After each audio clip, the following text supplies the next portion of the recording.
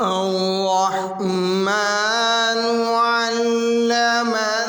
القرآن خلق الإنسان علمه البيان الشمس والقمر بحسبان والنجم والشجر يسجدان والسماء رفعها ووضع الميزان ألا تطغوا في